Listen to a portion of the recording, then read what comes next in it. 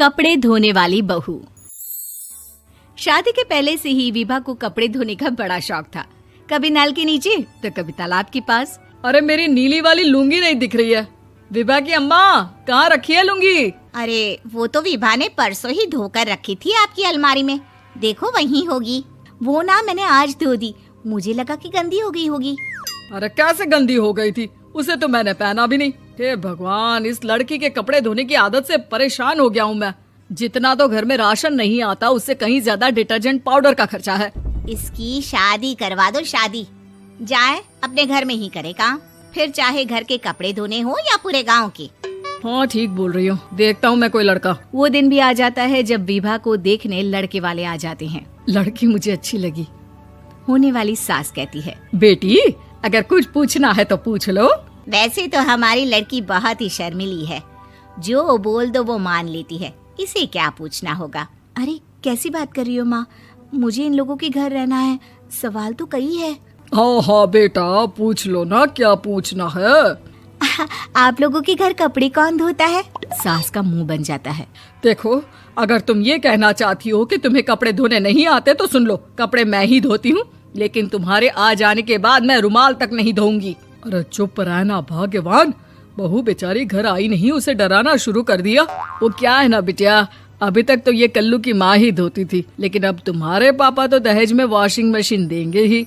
तभी विभा की माँ बोल पड़ती है, सवाल भी पूछा तो क्या। वैसे भाई साहब, मशीन की तो फिर भी कपड़े धोने की कैपेसिटी होती है। मतलब जो बिटिया दे रहे हैं ना विभा, इसे कपड़े धोने का बहुत शौक है। ये आप लोगों के क्या, आस पड़ोस गांव मोहल्ले सबके कपड़े धो दे और उफ तक ना करे।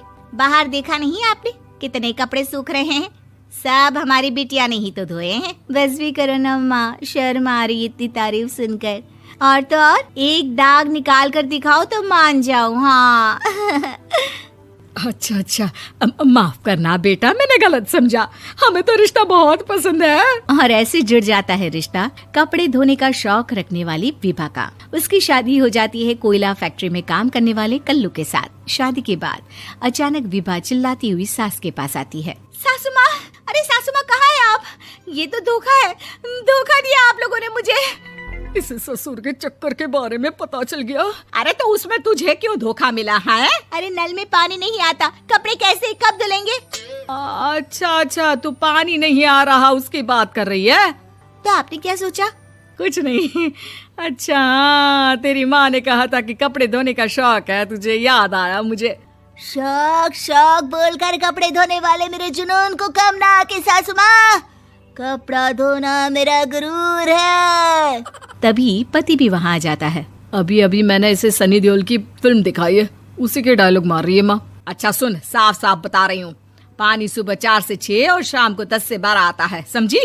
विभा टाइमिंग सुनकर हैरान हो जाती है। ये क्या भूतों का मोहल्ला है? सुबह 4 बजे उठकर कौन कपड़े धोता है? 4 बजे टंकी में पानी जाता है, फिर सारा दिन धोना ना, किसने मना किया? अरे कैसी बात कर रही हैं? 200 लीटर की टंकी में कितने कपड़े धो लूंगी मैं, सुबह ही उठ जाऊंगी मैं। अब क्या था, विभा सुबह 4 से लेकर रात के 12 बजे तक कपड़े ही धोती रहती। एक रोज सास पड़ोस से निकलकर कहीं जा रही होती है कि साथ वाली कहती है, हाँ कल्लू की माँ, जरा ये बताओ कि 2 साड़ी है, 2 ब्लाउज और एक पेटीकोट और एक नाड़े वाला लंबा कच्छा। हाँ तो? अरे तो क्या, कितना लोगी धुलाई ये बताओ। धोबन दिख रहे हैं हम क्या? हमारे पति सरकारी नौकरी से अभी रिटायर हुए हैं और बेटा सुपरवाइजर है कोयला फैक्ट्री में। धोबन समझ रखा है हमें?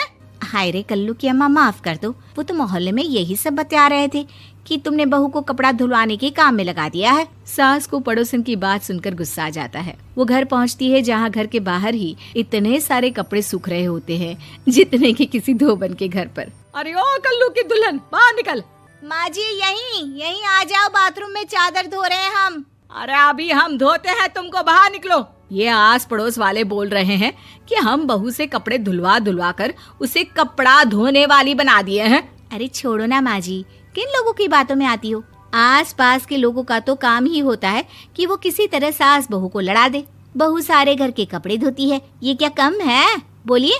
सास को भी लग जाता है कि वो बहू का ये सनकीपन नहीं छुड़वा सकती, इससे अच्छा है कि खुद ही चुप हो जाए।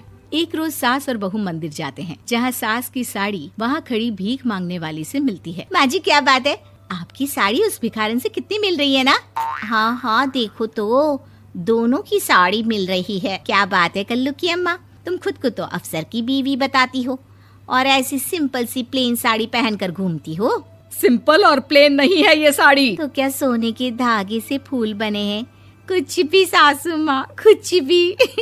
हाँ बने थे इस साड़ी में सोने के धागे से फूल। मेरे पति लेकर आए थे मद्रास से स्पेशली मेरे लिए 10,000 की।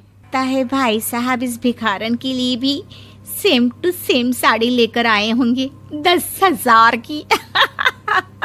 सास उस वक्त कुछ नहीं कहती, लेकिन बहू के साथ घर आती है और अलमारी से एल्बम निकाल कर लाती है। ये साड़ी देख रही है, ये वही साड़ी है जिसे मैंने अभी पहना था। इस साड़ी में ये जो चमकदार फूल दिख रहे हैं ना, ये सोने के धागों से काढ़े गए हैं। लेकिन तू लोकल वॉशिंग मशीन ब्रश से घिस घिस कर सारे फूलों को निकाल कर साड़ी प्लेन कर दी। मुझे माफ कर दीजिए सासू माँ। और तो और, जब मैंने तुझे तेरी गलती के लिए कुछ नहीं कहा, लेकिन तूने तो सबके सामने मेरा मजाक ही बना दिया। क्यों? बहू को समझ में आ जाता है कि अब से उसका कपड़े धोना बंद।